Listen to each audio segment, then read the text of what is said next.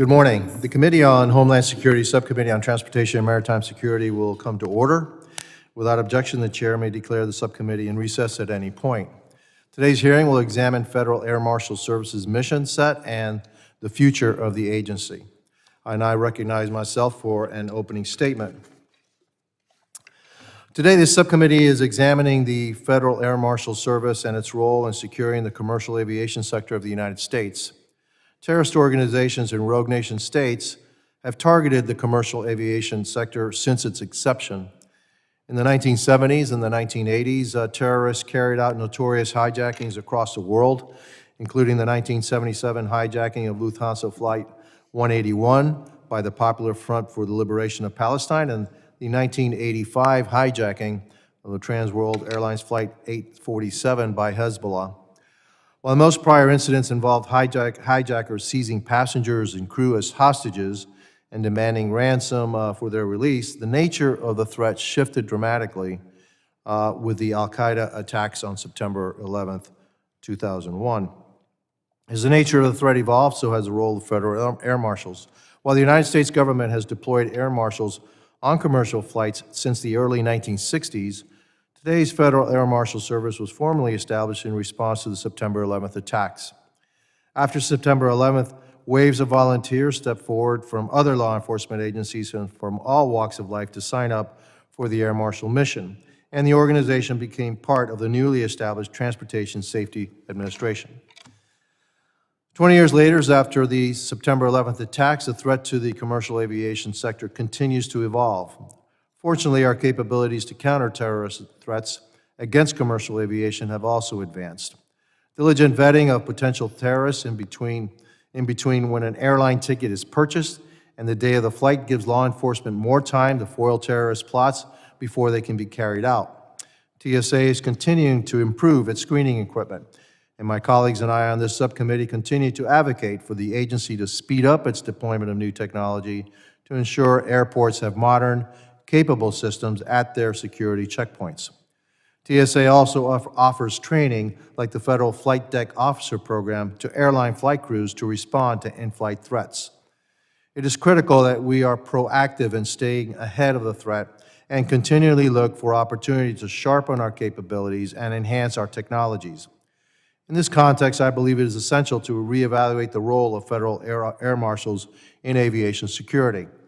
I'm concerned that air marshals are not being utilized effectively. It was recently reported that former Congresswoman Tulsi Gabbard was monitored by federal air marshals during commercial flights because of her name appeared on TSA's Quiet Skies program. The Quiet Skies program aims to prevent terrorist attacks, not unduly surveil law-abiding citizens traveling on commercial flights. Additionally, I'm concerned about the deployment of federal air marshals to the southwest border. While TSA has assured the committee that these deployments did not impact normal FAAMS operations, it is troubling to me that the border's crisis has escalated to the point of needing additional personnel surged to the border.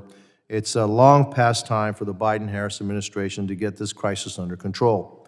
2 weeks ago, we commemorated the 23rd anniversary of the September 11th attacks.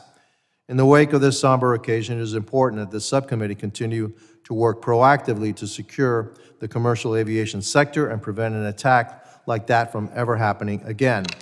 This subcommittee must utilize its oversight authority over the Federal Air Marshal Service to ensure that taxpayer dollars are being used efficiently and effectively in the mission to deter terrorists and other criminals from targeting the commercial aviation sector. We must ensure that the Federal Air Marshal Service faithfully and effectively fulfills its mission to safeguard the passenger aviation sector. Thank you to our witnesses, Ms. Sherman and Mr. Casaretti, for appearing before this subcommittee, and I look forward to your testimony. I now recognize the ranking member, the gentleman from Michigan, Mr. Thanadar, for his opening statement.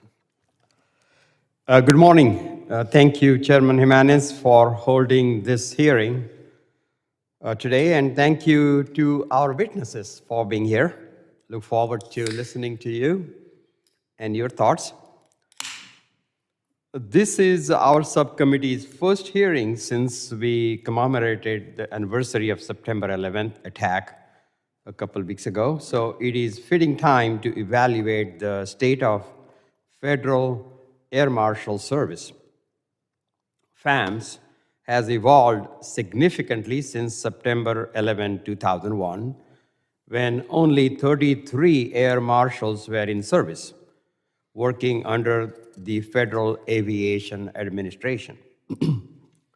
In the following months and years, FAMS expanded exponentially, hiring hundreds and eventually thousands of marshals to protect our skies.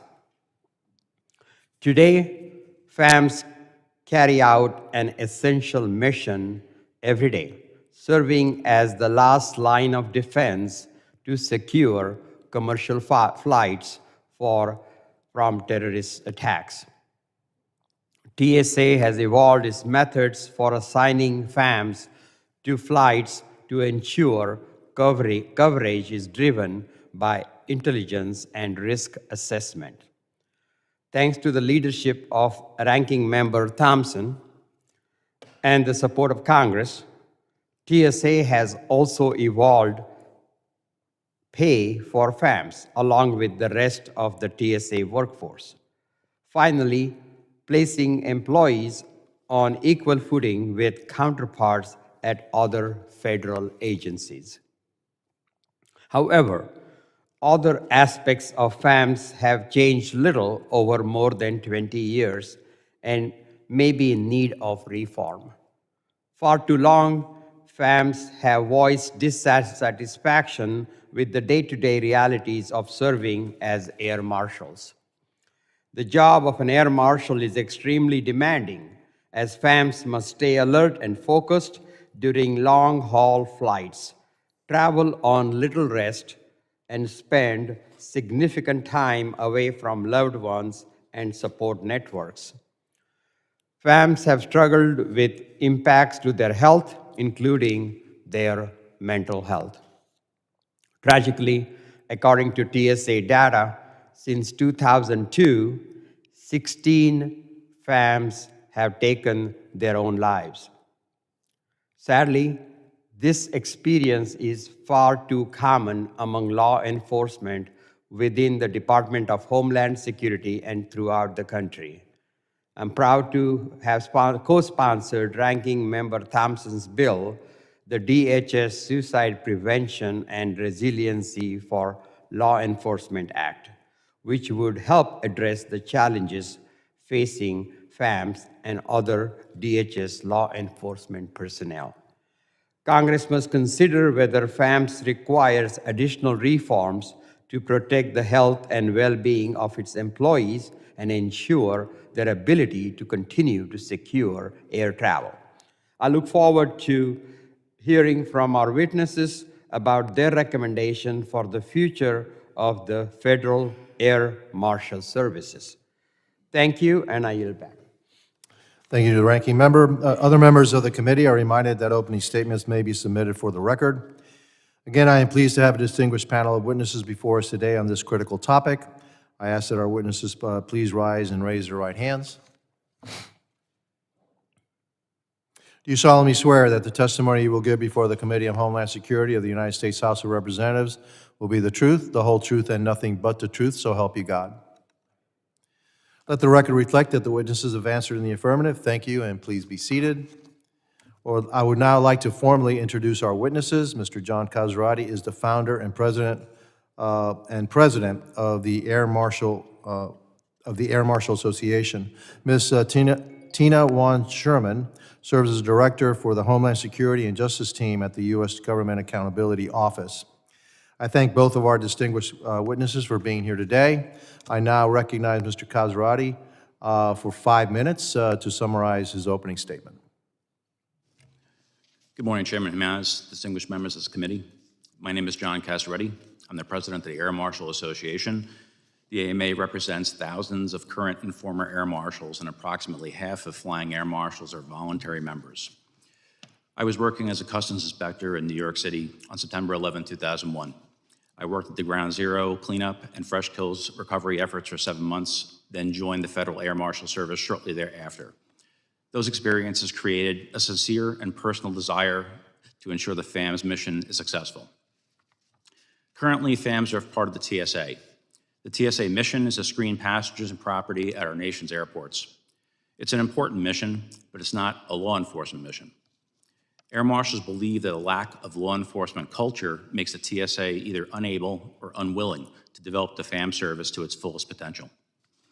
As I testified to this committee in November 2021, the agency's security strategy must evolve, and the FAM mission must be redefined. We cannot be just another layer of TSA bureaucracy. The Air Marshal Association has met with TSA Administrator Pekoski on numerous occasions, and we provided him with a detailed future paper that outlined some strategies to better utilize federal air marshals.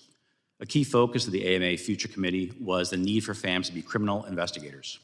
Currently, there are no federal agents available to investigate transportation incidents at airports, and local authorities can only investigate to the limits of state law. Simply put, federal interests are not being met at airports. Air marshals also do not fully understand their role within TSA initiatives. A current concern from our members is the TSA Quiet Skies program. FAMs complain that they're not given briefings, that they do not know why they are assigned to specific QS missions, that they have been given no specific tasks to complete. The TSA will claim that Quiet Skies is a useful and effective measure, but we disagree. To our knowledge, no Quiet Skies mission has resulted in the identification of a terrorist plot being uncovered, or a terrorist action being stopped. Because of questionable programs like Quiet Skies, the Air Marshal Association worked with former Congressman Heiss to enact the Strengthening Aviation Security Act in the 115th Congress. The law required TSA to tell Congress what specific intelligence is used to assign FAMs on missions. Many years later, we're still waiting for this report. Another recent misstep has been the AVO program, which assigns FAMs to airports without specific mission or clarification of their authority. While we agree that assigning FAMs to airports is a step in the right direction, the FAMs must be empowered to investigate any security incident or insider threat that they may encounter. There are simply too many operational criticisms to cover in this short statement. However, there are a multitude of other TSA missteps that need to be mentioned and may help explain why FAM morale is so low.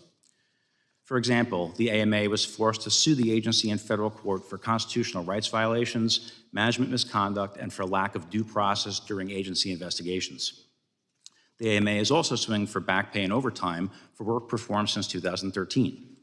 Even now, FAMs can be assigned to shifts over 20 hours without receiving overtime due to misguided agency policies. FAMs are also required to remain on call 24/7 without compensation. Sadly, the TSA believes it can behave this way because Congress authorized it. Public Law 10771 of 2001, commonly referred to as the ATSA, essentially gives the TSA the authority to do whatever it wants. Prior administrators have even testified during open congressional hearings that they do not have to answer congressional questions and have also resisted subpoenas. This TSA defiance of Congress originates at the TSA Office of Chief Counsel and aided by DHS Office of General Counsel. TSA will do nothing without the permission of their chief counsel. This top-down control of TSA decisions by unaccountable attorneys who are detached from the mission has paralyzed the air marshals. All FAMs understand that law enforcement is a demanding job, but no FAM signed up to be on call without compensation, to work punishing schedules, to endure management abuse, or to be subjected to investigations that violate our basic rights. The issues air marshals face have brought some agents and their families to the breaking point. We have lost many to suicide and other mental health issues. I have personally lost friends, and I've watched families crumble.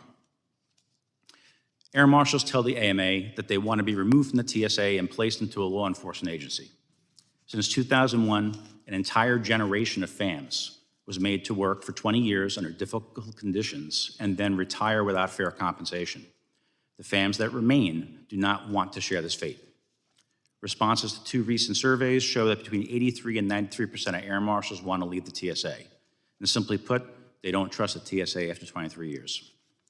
I'd like to thank this committee for holding this hearing and for the opportunity to testify before you today. I look forward to your questions. Thank you, Mr. Casaretti. I now recognize Ms. Sherman for 5 minutes to summarize her opening statements. Chairman Jimenez, Ranking Member Tanadar, members of the subcommittee, thank you for inviting me to testify this morning on behalf of GAO.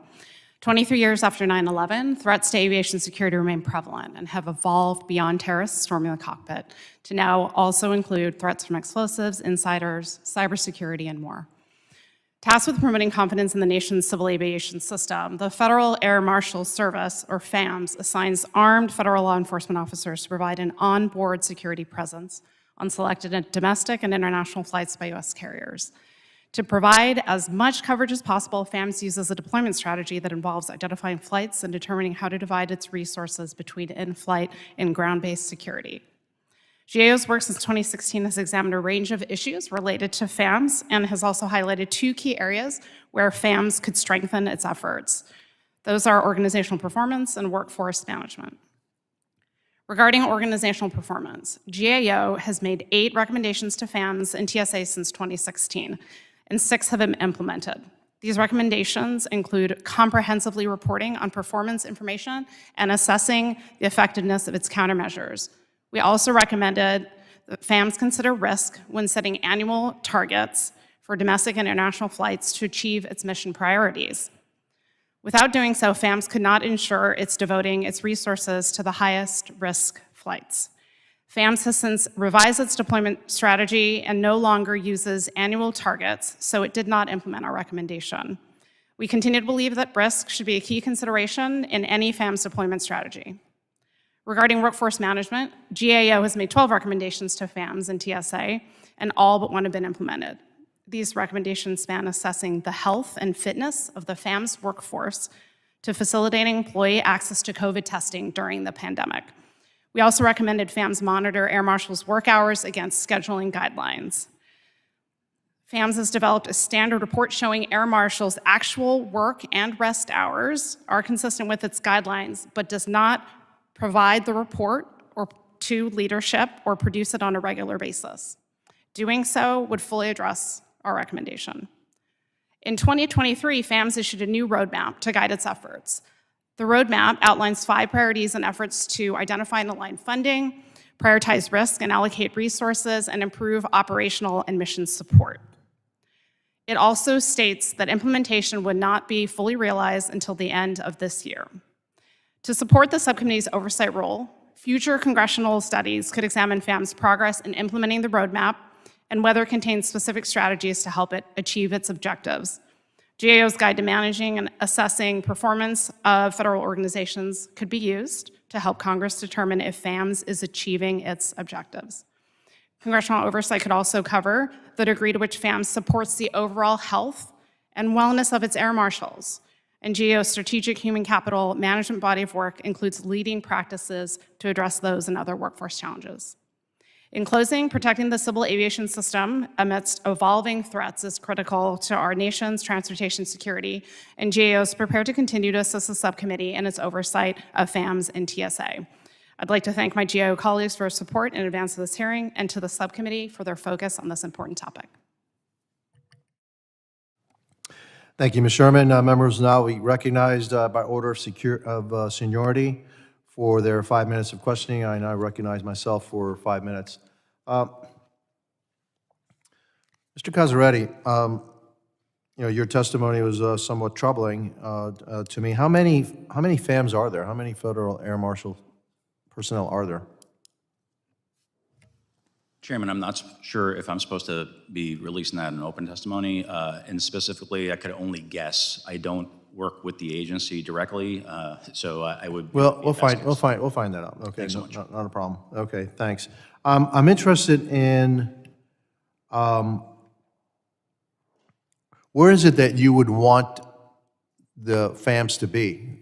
I mean, you don't want it to be under TSA, but where would you recommend that it should be? Should you be your own agency, separate, or should you be under some other law enforcement branch of federal government? I think the FAMs want to be under law enforcement. We've had this conversation with amongst ourselves and with different staff. The best fit would be in a law enforcement, not a regulatory agency. Standalone probably would be more problematic than it's worth.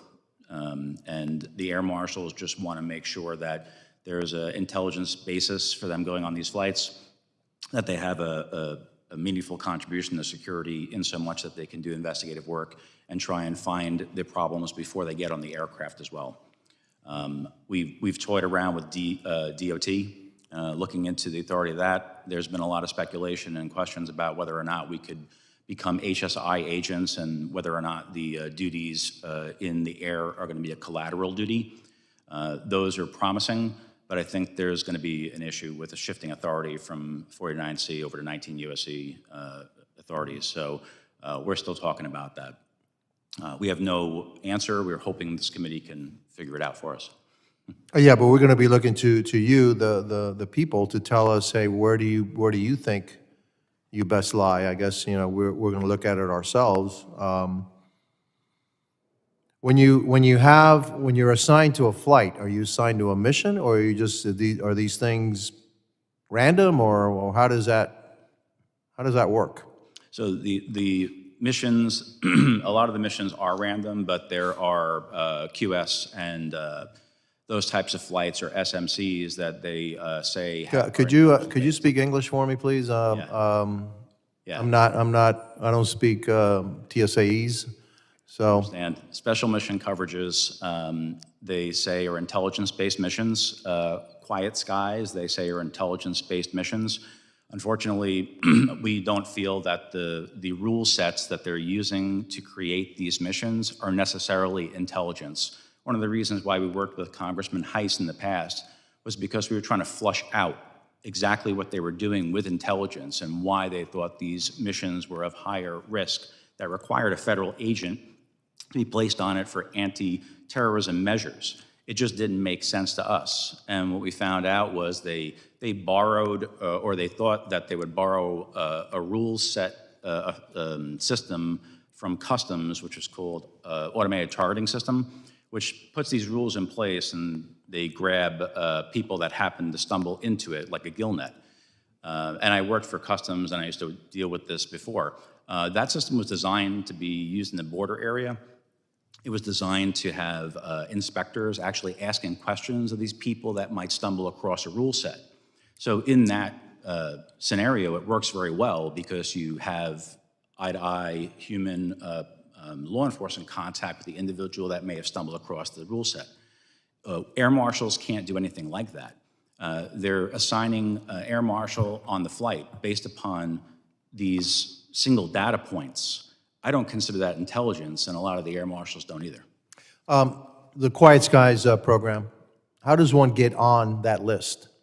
You'd have to trigger one of the rules. There's rules that they make, and they're triggered, and if you happen to trigger it, you're on the program. Okay, so I guess we're going to have a classified briefing with TSA to find out how one gets on that list, and how in the world does a former congresswoman get on that list.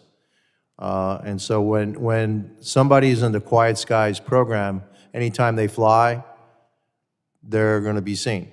Somebody's going to be with them. Is that what you're telling me? They're going to, there's a high risk there's going to have an air marshal on the flight. I don't know if they're going to have a job on that flight, but they'll be put on the flight. Fair enough. I think that's better in a classified setting as to how one gets there and why certain people are on it.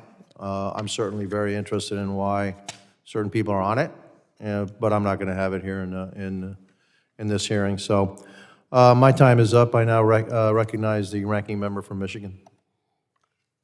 Thank you, Chairman. And thank you, our witnesses, for your testimony today. Mr. John Casaretti from the Air Marshals Association, thank you so much for being here. And I also want to thank the men and women of Federal Air Marshals and the work that you've done and to keep us all safe, and really appreciate, especially those of us who fly very frequently. We appreciate the good work that your members do. In your testimony, you described some of the challenges facing air marshals, including their punishing schedule. would you please walk us through what kind of schedule would be typical for an air marshal during a given week? When they're asked to perform or be on a flight, what information do they have? What trainings do they have? What is expected of them? And how taxing could that be? Yes, Ranking Member, there's a regular day would be unknown at this point because schedule changes happen all the time. They'll pretty much be on standby, which affects their personal lives. They may be called to get on a flight early. They may be told at the end of their shift to be on a flight that lasts for 8 or 9 hours. So a lot of the problems that the FAMs face is that they're in families, they have childcare, there's dogs to walk, there's things to do that can't be dropped at the drop of a hat. As far as the long work days are concerned, our international missions can run on our longest haul flights, 16 to 20 hours, and that doesn't include the pre-mission briefings, doesn't include the breakdown or the meeting with foreign authorities to lock up weapons, getting to the hotel. By the time you actually have your time to yourself, you may have worked a triple shift and you're pretty much wiped out. But then you gotta go to sleep, find food in some cases, off times at the destination city, and get your sleep in, maybe get a workout if you can, and get right back on the aircraft and do it again. So you're working on a constant sleep deprivation and your circadian rhythm is knocked out of whack. A problem that we found over the years is the other demands that you have to meet when you get back, specifically going into the office, doing specific training, even things like firearms or physical fitness becomes really hard because you're on this huge sleep deprivation. You're away from your children, your families, you're groggy, you cannot keep up with what's going on at home because you're so disjointed. That's one of the things I was mentioning before about families being torn apart and crumbling. You can't get it all together when you're on this constant 27-day deployment that's lasted in some cases for 20 years. Thank you. And Dr. Sherman, I have in 2020, GAO heard from many air marshals that they were experiencing extreme fatigue, mental health issues, difficulty maintaining a healthy diet, an increased frequency of illness. GAO also cited survey data showing that only 44% of air marshals felt protected from health and safety hazards. What action did GAO recommend TSA should take to address these health concerns? Thank you. So 2 in particular I'd like to highlight from that work. One has to do with scheduling guidelines and ensuring that there's adherence by FAMs to the TSA scheduling guidance for those air marshals. That wasn't something that was being documented, and that is some action that FAMS has since taken. Also, there are other quality of life considerations that had come up in terms of physical fitness assessments. And while those assessments were being carried out on a regular basis, they weren't also being documented. There wasn't a lot of information that was easily accessible, and there wasn't information in some type of a system that would allow FAMs to look across the workforce and really better understand the physical fitness and, of course, some of the mental health issues as well of the workforce. So we made those recommendations. I just wanted to also add that for this committee, we are planning to start up work in the near term to look at DHS law enforcement officers' mental health and wellness, and we look forward to supporting the committee's oversight in that area. Okay. Thank you, Dr. Sherman, and my time is up, so I yield back. Thank you to the ranking member. I now recognize the gentlelady from Florida, Ms. Lee. Thank you, Mr. Chairman. And Dr. Sherman, I'd like to pick up right where you left off and talk a little bit further about the Federal Air Marshal's roadmap and some of the initiatives that are outlined there. Can you tell me, are there any particular initiatives in that roadmap that have not yet been implemented that you think are important for the roadmap? Yeah, thank you. So we actually haven't, GAO, taken a look at the implementation of that roadmap since its issuance from last year. In fact, stated in the document itself at the very end, it highlights the fact that it was going to take about 18 months at the end of this year for largely kind of a substantive implementation to occur, and even another 6 months before there are sufficient performance measures to understand the efforts. As part of that roadmap, there's absolutely, though, areas that we think that will help to potentially address some of these issues, but also to keep FAMs kind of at bay, or I should say, sorry, at pace with current threats.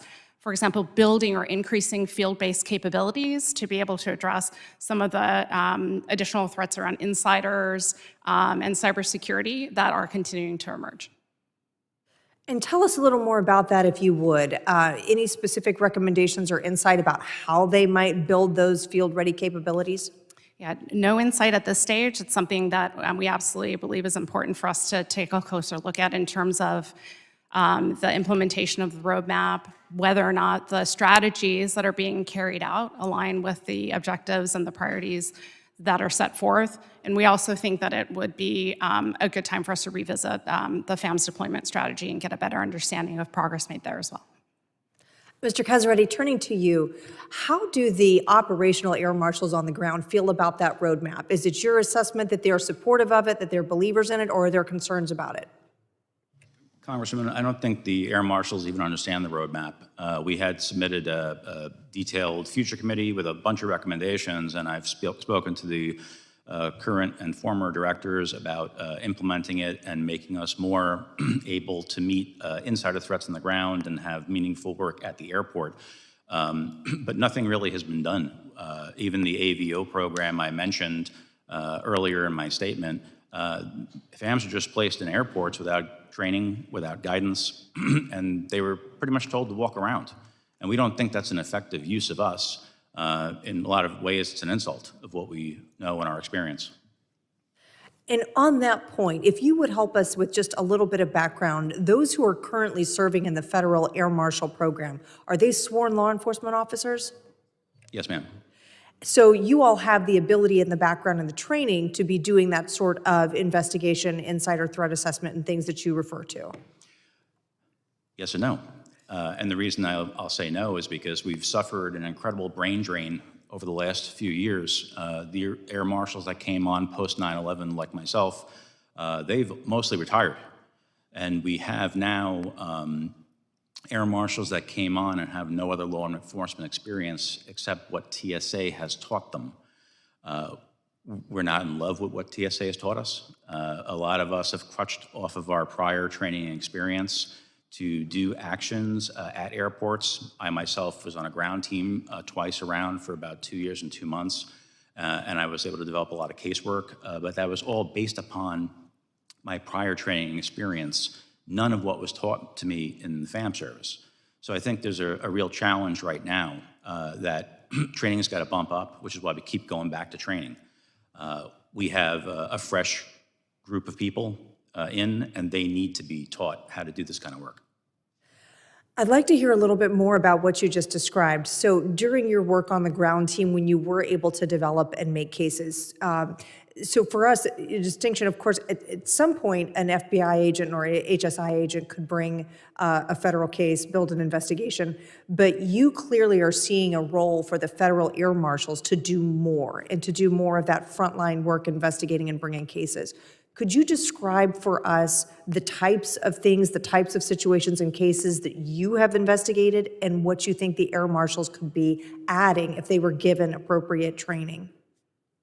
Of course, a lot of the cases I developed were based upon plain view and me being at the airport. Basic law enforcement tactics, you put yourself in the place where you can see bad things happening. What we were doing at the time was we had a training of the TSA BDO component, behavioral detection officers. They were under the federal air marshals for a short time. So I trained them on bag searches. I trained them on properly dump it out of a bag to feel the weight of it in case there was precursor chemicals in it. And when they did that kind of search, I was able to see a lot of things because they were doing a proper search. Things that were uncovered were multiple credit cards unsigned going foreign. So that's a CMIR, Currency and Monetary Instrument Reporting Act violation that I was able to notify Customs about. You'll see if you're down by the areas where baggage is being screened, you may see a lot of organics coming through an e-scan machine. I was able to seize $110,000, get a DEA agent on site, and we were able to do 13 arrests and close 2 cases the following day at Newark. There are ways to build the air marshals into current TSA operations to utilize us as law enforcement and as investigators. But TSA is so risk adverse, they do not want us to do these things. And I think one of the things that we have been trying to get them to do is to look at intelligence, to deploy us based upon intelligence, and to look at what we're able to do at the airports so we can identify these insider threat incidents and we can get some casework developed. If we develop casework at the airport, it'll naturally lead to intelligence, and that'll naturally keep the whole domain safer. Thank you, Mr. Chairman. I yield back. Thank you. And I recognize the gentleman from New York, Mr. LaLorda. Not yet Florida, Mr. Chairman. Not all New York. You'll get there eventually, don't worry. Thank you, Chairman. I want to say thanks for your leadership, bringing us all together on the Federal Air Marshal Service, to our witnesses for your expertise. Your informing this panel is important to how we craft our policies and set our budgets. I want to say thanks for being here and for your professionalism. This month marks the 23rd anniversary of the tragic events of September 11th, which served as a catalyst for the creation and expansion of the Federal Air Marshal Service, and as we know it today. And as we as a committee and we as a public reflect on that fateful day, it's important to recognize that the aviation security landscape has evolved significantly since 23 years ago. Originally tasked with ensuring the safety and security of passengers, crew, and aircraft, the Federal Air Marshal Service has played a vital role in deterring and responding to in-flight threats. However, the effectiveness of FAMS is now subject to ongoing discussion, given the limited deployment of air marshals, only covering an estimated 5 to 6% of daily commercial air flights, and the high operational costs involved amounting to $735 million in 2023. Dr. Sherman, good morning. Thanks so much for being with us here today. Can you tell us what has the GAO's work revealed about the Federal Air Marshal Service's contribution to aviation security, Doctor? Thank you for asking that question. What we've identified is that it's been challenging and difficult for TSA to understand FAM's and air marshals' ability to be able to be effective as an aviation security countermeasure. We looked back just a few years ago across all of the aviation security layers or countermeasures that TSA has, and FAM stood out as one of the few where understanding effectiveness was very limited.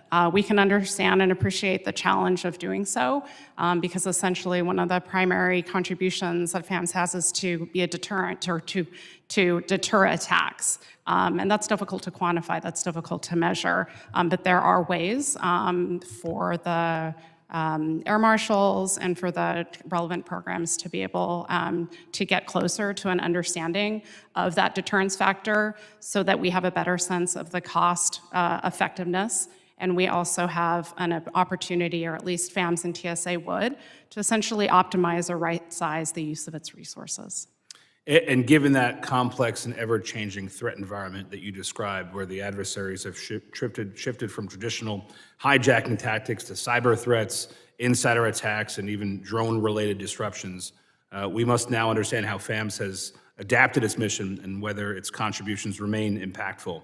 A follow-up question to that is, how has FAMS adjusted its operations and deployment strategy to adapt to these new threats, Doctor? Yes, we've talked a little bit about ground-based operations already, considering Viper teams, support of transportation security officers at the airport, providing security or law enforcement assistance not only at the airport but also in transportation hubs in the surface and kind of maritime space, providing other types of assistance or support as intelligence is identified. And that move towards ground-based deployment is not only something that is a function of the changing nature of the threats, but it's actually something that FAMS has been interested and has had a desire to move toward since, I think, 2010 or 2011, in part to help address some of the physical and mental wellness challenges that we were talking about earlier.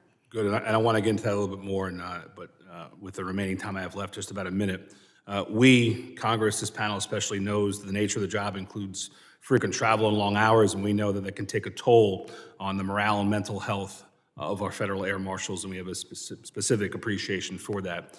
And understanding how air marshals view their roles, leadership within FAMS and TSA, and the factors contributing to job satisfaction or dissatisfaction is crucial in how we can assess how we can improve engagement, morale, and retention among air marshals. And with about the 30 seconds I have remaining, Mr. Casaretti, I want to thank you again for being here with us today. Tell the panel here how the air marshals generally feel about their role. How's morale? How's everybody doing? Congressman, morale is low. It got a bump because we finally have equal pay to the rest of our peers in law enforcement, but none of the other issues have been solved. And that's one of the big problems. Over and over again, I talk to FAMs from across the country on a weekly basis, and it always comes back to the simple fact that the FAM does not know why they're on the specific flight they're on. And that's usually what we always get back to. What is the specific intelligence for the flight that I'm on? No one can tell us. And even with the program I related earlier with Quiet Skies, they say there's specific intelligence, you will get a PDF with the picture of the individual, but you have no job, and there is no specific reason for you to be on that flight that's identified. So we're being told to sit on an airplane, but we have no job. And it turns out that me, myself, and my entire career, my agency never really told me I had a job, except if you see a gun on the plane, take care of it. If you see a violent incident, take care of it. But other than that, I feel like my entire career was squandered, except for my own proactive efforts at the airport. I can tell you, and I'll yield back in a moment, Mr. Chairman, but under the chairman's leadership, this panel cares about the morale. We understand that morale leads to more effectiveness, which leads to safer skies. It's an important mission that we shall all strive to, and appreciate your testimony today. Chairman, I yield. Thank you, and I recognize the gentleman from Louisiana, Mr. Higgins. Thank you, Mr. Chairman. Mr. Casaretti, Dr. Sherman, thank you for being here today. There's been an ongoing discussion in my office for quite some time regarding, of course, our support in enforcement of the law and protection of our travelers. And we all travel a lot. It has always been, to me as an American, comforting to know, even as a cop, when I was a full-time cop, and sometimes I would travel on a pretty regular basis to participate in a training somewhere or to interact in some manner with other law enforcement. So even being a cop on an airplane, it was always reassuring to think, maybe there's an air marshal on a plane. Try and identify the guy. Maybe it's that guy, maybe it's that guy. Like, this is the way it's supposed to work. So being a supporter and a cop myself, it was that much more troubling as a constitutionalist when it began to be brought to my attention that maybe the Air Marshal Service has been co-opted by some darker force within the federal government that would oppress the freedoms and rights, including the very, very basic freedom to travel the land that Americans enjoy. So I paid very close attention to the initial whistleblowers that came forward and spoke to me in my office, and we performed our due diligence. We discovered a letter that I had not known of prior, that was authored by at that time, the Democrat chairman of this committee and the ranking member of this committee, just after January 6th, essentially instructing TSA to find ways to interact with and obstruct the travel of conservatives that had come to the capital region in the time frame before January 6th and after January 6th. Well, that bothered the hell out of me, that such a thing could happen. And so we started looking into it. And some disturbing things have come to light, and some things that we thought perhaps were disturbing, they were settled.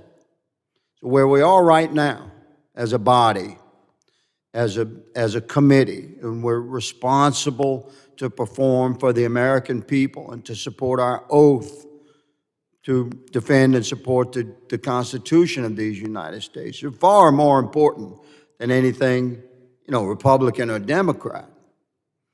But Americans need to hear from you that the Air Marshal services are not being used to follow around conservative Americans that have been tagged as a high-risk individual. You'd support, if an American supports a particular candidate for president, does that put an American potentially in a high-risk category that would be followed by the Air Marshals? Mr. Casaretti? Congressman, I don't believe that specific thing would put you in the category, but I believe there is the discretion and the leeway for TSA to develop a rule set that has a high likelihood of catching any type of person it wants to. So everything's rules-based. So because there is no tough oversight of the rules they're using, they can make any rule they want to, and yeah, it could exactly. And the freedom to travel the land, I mean, it's a foundational principle. I mean, you're not actually living in a free land if you're not free to travel the land. And if we're being watched and tracked and followed and spied upon by agents that we the people, provide to protect the citizenry, allegedly from some legitimate threat to air travel, it's disturbing and troubling. I have several questions that I knew we'd never get to. We prepared in writing for you, Mr. Casaretti, and you, Dr. Sherman. Just 3 or 4 questions each. We're going to provide those in writing. I hope to have a timely answer on those questions. Mr. Chairman, I appreciate the subcommittee convening on this important topic, and I yield. Thank you, gentleman from Louisiana. We're going to go through a second round. So I'll start off. Mr. Casaretti, when something happens at TSA at the line, something which is illegal, somebody brings a weapon, et cetera, and they're apprehended, who apprehends them? Chairman, local law enforcement are called to respond. It's very unlikely that there'll be a federal charge on it. So they have the TSA reimbursement program. They pay for local law enforcement to be available to TSA, and TSA will call them. One of my big complaints about this system is that federal air marshals are not automatically on the local notification system. So if there ever were an opportunity to examine federal interest in these incidents, we don't even have the opportunity to, because city, state, and local comes, does whatever they're going to do, seize for investigatory evidence, or just arrest the individual, and we don't get a piece of it. Do you have arrest powers? I'm sorry? Does the Federal Air Marshal Services, do you have arrest powers? Yes. You do? Okay. Something happens on an aircraft, again, some incident, et cetera, that may be in violation of law. Who gets called for that? So different situation. That's our special aircraft jurisdiction. We share concurrent jurisdiction on those things with the FBI. There are a lot of things on the aircraft we wouldn't get involved in that are low level. We would just activate and do something if there was a threat to life and the aircraft itself. Somebody assaults let's say a flight attendant, Would you be involved in that? Would the Federal Air Marshal Services be involved in that? Would you be doing the arresting, or would it be somebody else? Absolutely. On flight, we take care of the incident, obviously arrest the individual. Usually a handoff to local law enforcement would happen, or if there was a responding agent able to respond, the FBI might be notified and they might respond. One final question that I have is, and I do intend to have a classified briefing about the quiet skies and how people get on it and what the rules are. And so, because, obviously it needs to be in a classified setting. But I'm also as concerned as my colleague from Louisiana about what these rules are and how certain people get on them. We've heard of, some names that are on it. They're frankly quite disturbing as to why they would be on it. But I'm gonna have that. My final question is about the scheduling. It would seem to me that an air marshal, a system like that goes on flights and surveils flights and protects flights, would be the scheduling and the work hours would be quite similar to what the aircraft personnel, the pilot, the co-pilots, the flight attendants would follow. Do you follow that kind of a schedule, or is it something completely different? It is completely different in so much that airline employees are able to change their shifts. They're feeling tired, they give up a trip. Air marshals can't do that. There's a variety of reasons why they can't, especially when you're talking about international deployments, because there's country clearances to be considered, so you will not be able to switch an individual off an aircraft when they've already been cleared to go to that destination. However, the local or the CONUS trips, the continental U.S. trips, that's a totally different story. And if there was more like a flight attendant or a pilot schedule, there would be the ability to swap back and forth when you feel tired so you can stay healthy. There is no ability for air marshals to do that, and I think that's a huge, huge difference that affects why we're unhealthy. Do you get paid overtime for anything over 40 hours?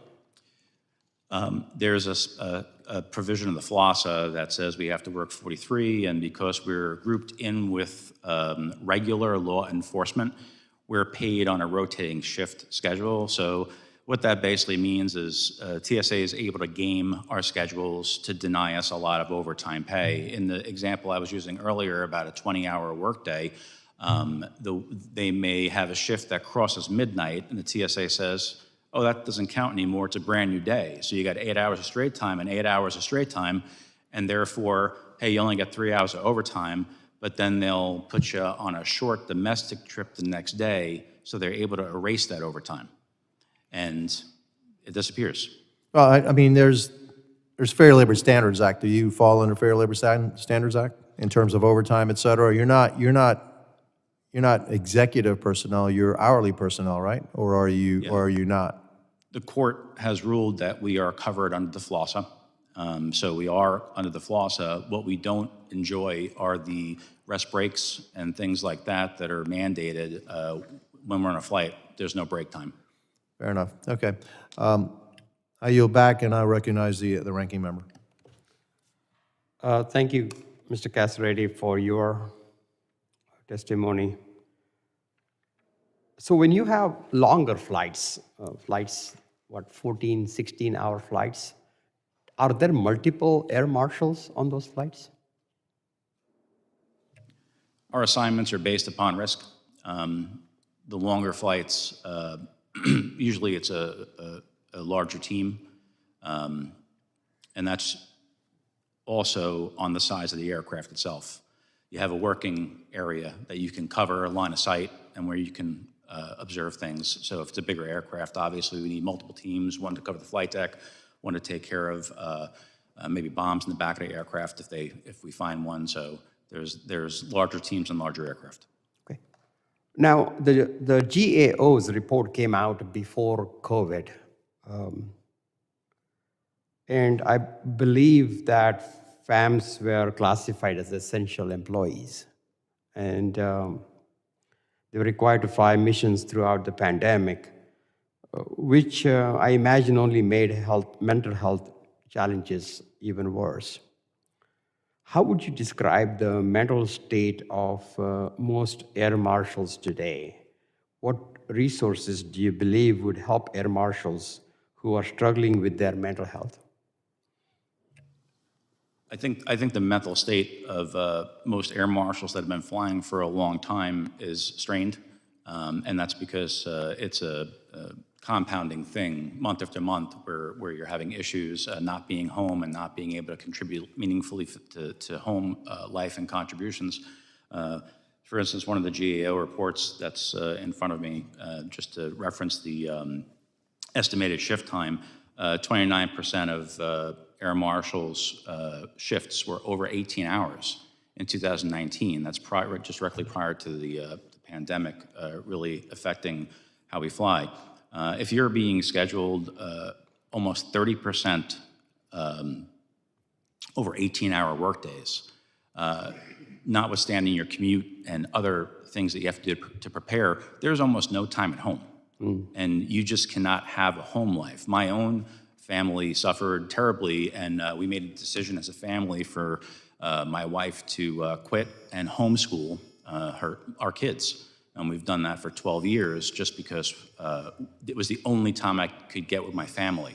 So if you're not able to make those kinds of changes to your life, things devolve quickly, and we have a very high divorce rate in the FAMs. Typically, on an average, how many hours do they work per week? It varies. It depends on your scheduling. Mostly it depends on where your field office is located. The coastal field offices have a lot of international flights, where a lot of the middle of the country field offices do a lot of multiple leg flights, 3, 4 a day. So it just depends. Are they hourly workers or they're exempt salaried workers? Air marshals are, it's FLOSSA workers, so we get paid a salary, but we get paid hourly for overtime purposes. All right, thank you so much.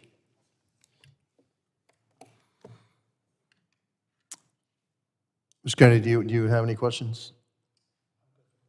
Okay, thank you. I now recognize the gentleman from Louisiana again, Mr. Higgins. Thank you, Mr. Chairman. Dr. Sherman, in your statement, you stated that since 2016, we've made 20 recommendations to address various challenges affecting the Field Air Marshal Services. These generally fall into 2 areas. 1, organizational performance, and 2, workforce management. Is that from your statement? That's ma'am? correct. Yes, ma'am. Well, I'm going to ask you, Dr. Sherman, are you familiar with the fact that air marshals, generally speaking, is broadly reflected in survey after survey? Air marshals want to do law enforcement work. They don't want to do political work. And that's why they want out from under TSA. When you survey air marshals again and again and again, that they don't want to be a part of TSA because they feel that TSA is like politically, has become a political extension of whoever's in charge. And air marshals want to handle law enforcement missions on a plane. Mr. Casaretti, is that an accurate reflection of your surveys that show that 83 and 93% of air marshals want to leave TSA? Simply put, air marshals do not trust the TSA after 23 years, that they want to be removed and placed in a law enforcement agency. Why? Because they want to perform law enforcement missions? Is that generally accurate? That's correct. Okay. So when you have a letter, Dr. Sherman, I'm going to ask you if they'd be more effective, if in your opinion, the field air marshals would be a more efficient, more effective agency performing for the American people in their law enforcement role, which is what they were originally intended to do, not as political spies or political, like, extensions of the weaponization of some political agenda out of this executive branch or that executive branch. These guys don't want to do that. They want to do law enforcement. So you're looking into the efficiency of the agencies, talking about organizational performance and workforce management. When morale is low and turnover is high because the workforce is not happy with the role that they're playing, then of course they'd be less efficient than if you flip that switch And what survey after survey shows is that these guys, they want to do law enforcement work, not political work. But I ask you each to reflect upon these words from the letter on January 11th of 2021, written by Chairman Benny Thompson, who was the chair of this committee at that time. He's ranking member now. Ranking member John Katko, the Republican, we were in the minority, sent a letter to TSA Administrator Pekoski. Nobody knew about this letter, by the way. It took me a year and a half to find out about this letter. To Pekoski, asking for updates on current efforts to disrupt, quote unquote, the travel of white supremacists, close quote, and options available for, quote, denying air carrier service, close quote, to individuals posing a potential threat following January 6th. There you go, that pesky right to travel the land that Americans that enjoy constitutional protections are supposed to enjoy. So here you have the two top guys, Democrat and Republican, signing a letter to the almost use an acronym I'm not supposed to use in here, the man in charge at TSA, saying, hey, we want you to report to us on what you're doing to follow around, using the Field Air Marshal Services to follow around these Republicans that came to the Capital Region on January 6th. That's political stuff. This is why these guys don't want to be a part of TSA. This is why the performance is lag. This is why turnover is high. It's why morale is low. So, Mr. Casaretti, in my remaining 30 seconds, we covered a broad topic there. Should this body take action to make the Field Air Marshal Services a standalone law enforcement agency? I yield to the gentleman. Thank you, Congressman. I think that would be the best for the American people. I think we need to be out of the bureaucratic agency we find ourselves in to just be an arm of that. And we need to be released to do law enforcement work we all signed up to do. Thank you, sir, and thank you, ma'am, for being here. Thank you, Mr. Chairman. I yield. Thank you, and I thank the witnesses for their valuable testimony and the members for their questions. The members of the subcommittee may have some additional questions for the witnesses, and we would ask the witnesses to respond to these in writing. Pursuant to Committee Rule 7D, the hearing record will be held open for 10 days. Without objection, this subcommittee stands adjourned.